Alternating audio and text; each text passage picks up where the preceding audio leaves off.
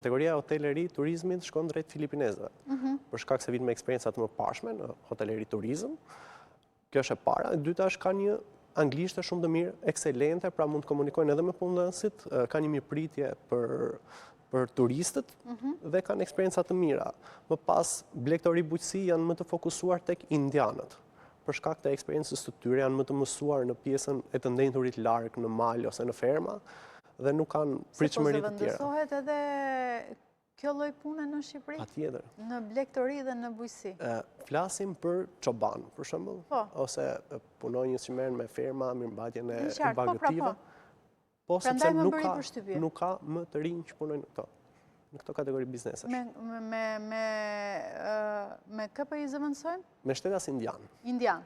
Blegtoria dhe bujqësia. Kemi aktualisht që e kam praktikuar? Kemi dhe janë, më besoj që janë shumë të kënaqur. Vërtet? Po.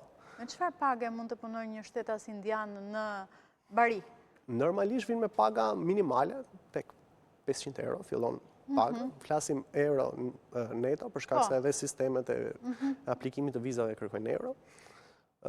Më pas varion edhe nga puna që bën gjithë me radhë. Patjetër oraret. Por, duke marrë parasysh që kanë të përfshirë akomodimin, që është pikë bazë në bazë të ligjit të huajve dhe ushimin. Pra, këta shtetas që punojnë në fund të muajit, paratë që marrin nga paget tyre, i kanë të siguruar. Patjetër. Pastaj kanë kulturën që i nisin në familjet e veta. Më riktheve një herë në emigracionin e shqiptarëve që dyndeshin drejt Greqisë për të punuar Bari andej? Normalisht është e njëjta gjë. Është një cikël.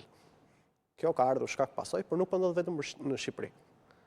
Po ndodh kudo, në Ballkan, në Europë, domethënë ne kemi kërkesa nga Maqedonia, kemi nga Kosova, Malizi, Bullgaria, pra janë komplet Ballkani Perëndimor dhe Europa kryesisht.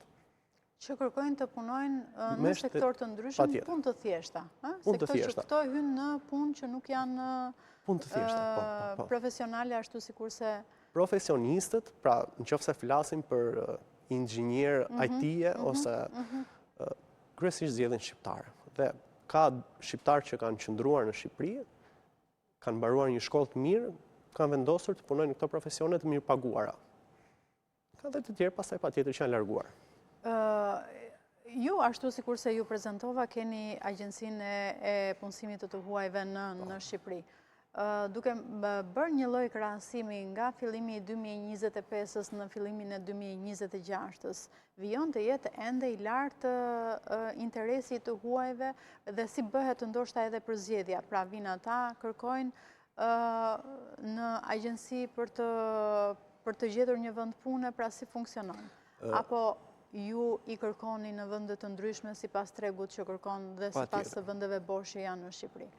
Nga 2025 në 2026 ka rritje. Normalisht për shkak se ky trend nuk ka shumë që ka filluar.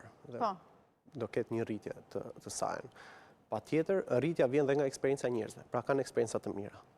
Normalisht ka hapësirë për përmirësime, se në fund të fundit janë njerëz, edhe të gjithë mundohemi të bëjmë më të mirë edhe punëdhënësit, edhe punëmarrësit, edhe ndërmjetësuesit si në rastin tonë që zgjedhin punonjës të mirë. Por janë njerëz dhe gjithë kanë eksperiencat e tyre. Përsa i